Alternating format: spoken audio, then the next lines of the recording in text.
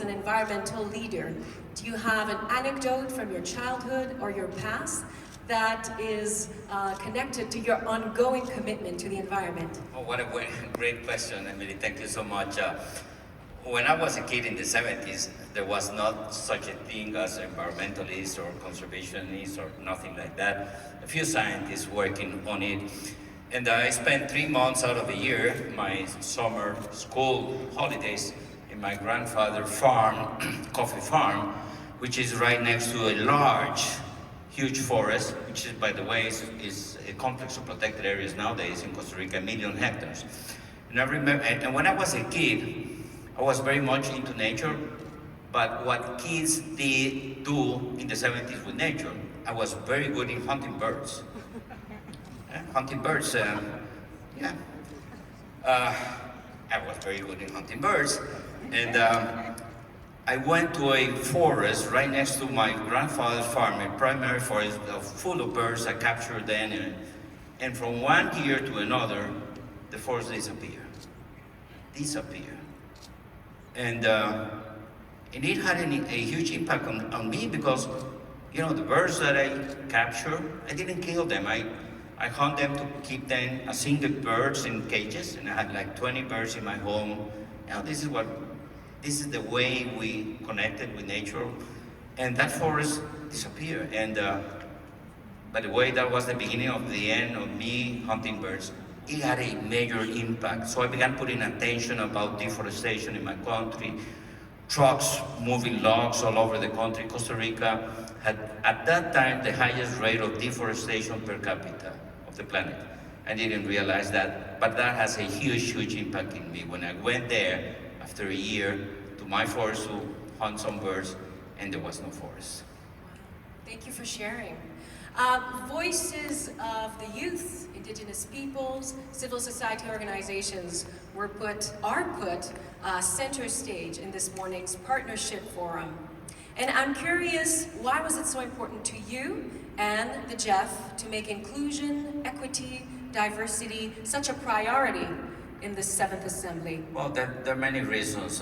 One is that I've been working in civil society conservation organizations. In 1988, I created with Gretel Aguilar, which is now the head of IUCN, and she's with us in this assembly, a small NGO called Pro Rios, which means Pro Rivers, trying to stop big dams in Costa Rica. And we were 5 guys.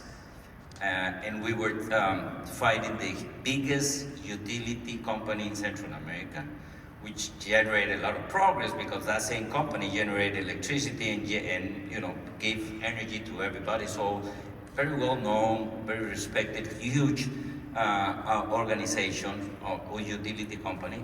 And there were these groups of small people complaining about the environmental impact of big dams.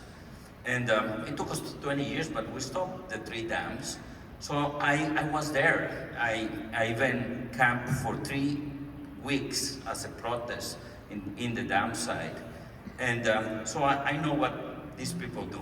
I've been there. I've been in the front lines of change and confrontation with logging companies. I also had a lot of, you know, engagement with the logging companies, so I know about it.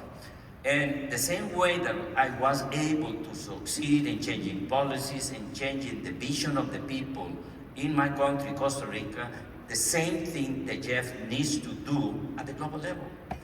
So we will never achieve any sustainable progress if we only concentrate providing funding to governments, which is critical, instrumental, and the most important thing. But at the same time, we need to become the biggest provider of financial support to civil society. Otherwise, we will never achieve the progress. Look outside this venue, forest fires all over the place.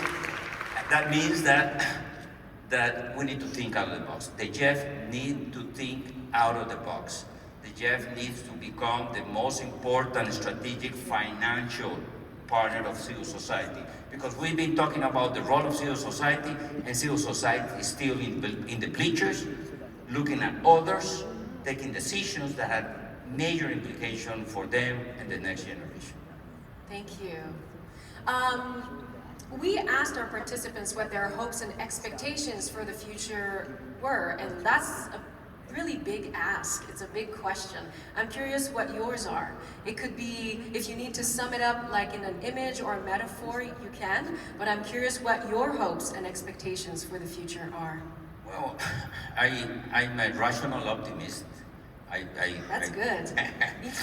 I am. You know, my optimism is based on data and evidence, and there's a system change, but the system is changing very slowly, and we can accelerate the change if we strategically invest in the youth, and this is in the center of what should be discussed in the political forums, which is that major investment. I think that the JEF can be a facilitator of the generational change, because the youth today are going to be the decision makers in 2050. The decision makers in government, in the corporate sector, in private sector, in the NGOs, they will be the decision makers in 2050. And they will have a very hot situation if we don't invest in that transition, in accelerating that transition and preparing and training them. So for me, the global challenge is not, this traditional geopolitical challenge within the North, the global North and global South. It is a challenge within generation. My generation, who is in power today with the next generation, and my generation definitely has compromised the future of the youth.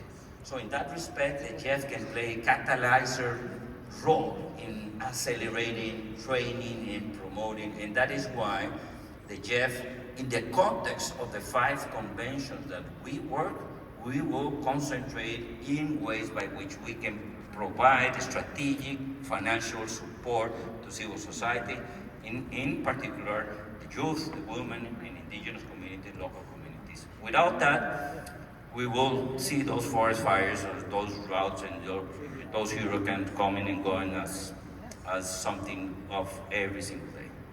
Thank you so much. I salute this decision of the JEF and yours to make inclusion, equity, diversity such a priority for the 7th Assembly. I think it is really important. And inclusion is not just people, it's more than that. Because we are just the dominant species in this planet. Mm-hmm. And in this planet, there have been many other dominant species who has come and gone. Mother Nature doesn't need us. And Mother Nature, can make us disappear like many times it has happened, and I don't want that to happen. So I strongly believe that with the inclusiveness should bring values and principles associated to our responsibilities with other species in this planet. In a very simplistic manner, this planet, there is a dictatorship in this planet by one species, which is the humans. So we need to see inclusiveness in that context and be able to see all possible actors being part of the solution. Civil society cannot continue to be in the bleachers, and we, the politicians, the policymakers, need to walk the talk and mobilize financial resources to where higher impact can be generated. Thank you so much, and thank you for joining us this morning and taking the time to come be part of this partnership forum. Before you go, we have something very special to share with you and with the audience. Louis Pugh, the UNEP patron of the oceans, who has pioneered swims in the most challenging environments on Earth, is currently swimming 300 miles down the length of the Hudson River in New York State. He has sent this message to you and to the JEF Assembly. Here's a little video. Hi everybody in Vancouver. It's wonderful to be able to speak to you today. My name is Louis Pugh. I'm an endurance swimmer, and I also serve as the UN patron